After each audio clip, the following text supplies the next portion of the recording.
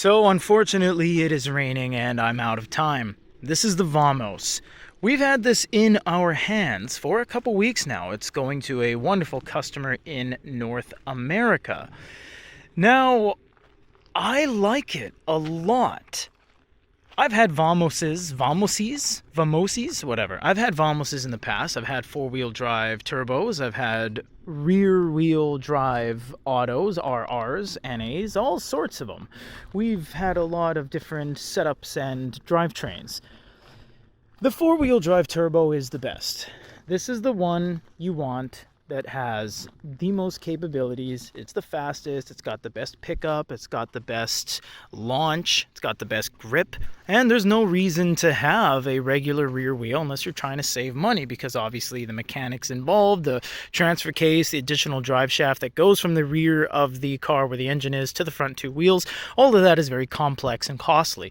But if you have a choice and you have your eyes set on a four-wheel drive turbo, you can't go wrong. Now this one, if you're wondering why it looks like this and you haven't seen our first video, this is kind of a custom kit. This is the Hobio, so it's the HM3. The HM1 and the HM2 are the regular Vamoses, the regular ones. This one's the Hobio, and this one in particular has a lot of cladding on it. You'll see here that that's the hood and that's the cladding. Same thing with the fender, same thing with all of the bulbousy kind of parts. Excuse the rain, we've run out of time because the car carrier's coming to pick this up real quick, so we have to kind of fire this off as quick as possible. Anyways, back to the action. We have these glass H4 halogens, very fitting with the overall thematics of the vehicle.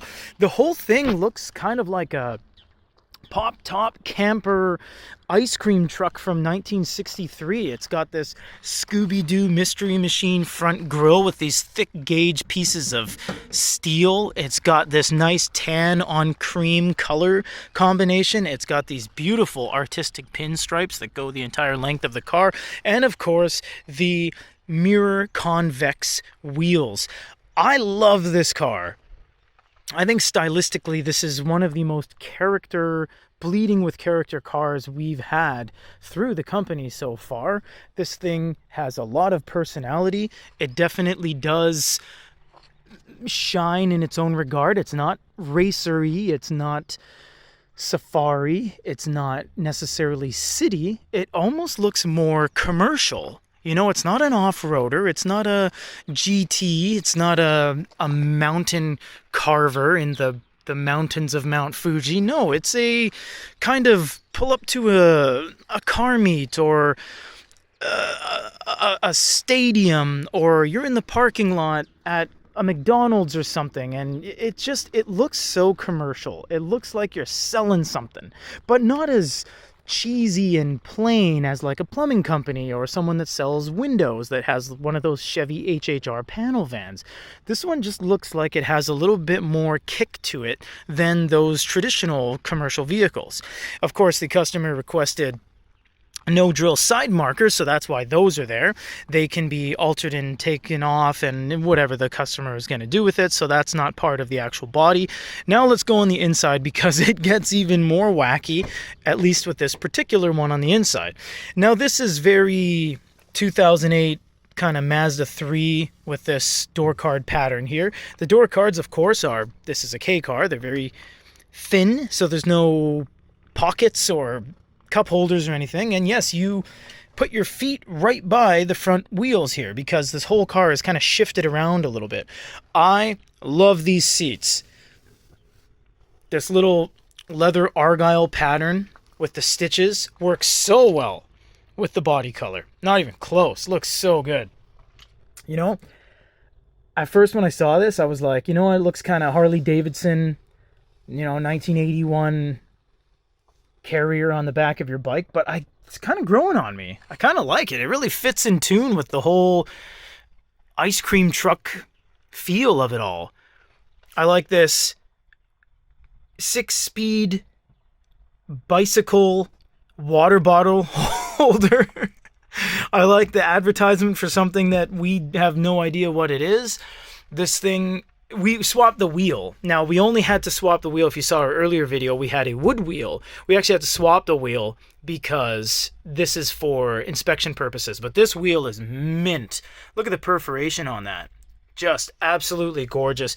And I kind of like this construction cladding all-weather floor mats. And of course, the regular floor mats, here we go, are there. It's just these ones were put aftermarket. Now, these have some of the most rewarding sliding vans of any K car. It beats out the Spacia, it beats out the Every. It's just something about these.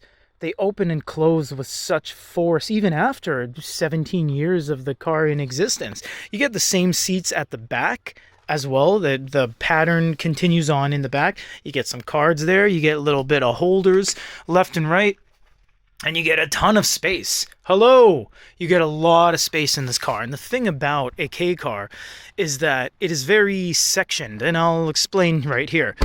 So, typically when you have a K car, it ends right about there because you have to have a longer hood. But what they did is they shortened the hood, the engine hood, even though the engine's in the back. They shortened it, put the driver above the second drive wheels, and stretched the back so that the dimensions of the car is the same within the guidelines to still have this be a K vehicle, a small vehicle. But what they did is they allowed 4 occupants plus a huge place for storage, all while putting the engine underneath the car. You'll see in our first video, and the video cards are popping up. It'll be in the end roll, the description, etc. So you get a ton of space. And because I don't quite know conclusively, but I assume height is never a restriction, because I have seen some tall K cars, and it doesn't seem that height is ever a restriction as much as weight, width, engine size, and length. This thing you can almost stand up in. You can really get up there. I can't quite stand up in it, but I can stand up to the point where I kind of arch over, and I mean, you have a ton of room in this vehicle, and it's all enclosed. And I like this towel rack from a 90s bathroom in Australia. Look at it. It's so cool. Whoever did the interior and the exterior, it all just melds together, honestly. Whoever put this piece together is so imaginative. I love the chrome. You'll see me in there. I love the chrome on the wheels, the mirrors, the indentations where the tow hook used to be. It all amalgamates into what is one of the best looking fun vehicles we've seen. I even really appreciate this, which is Subaru Sandbari, where they bolt the antenna with some Torx to the A-pillar.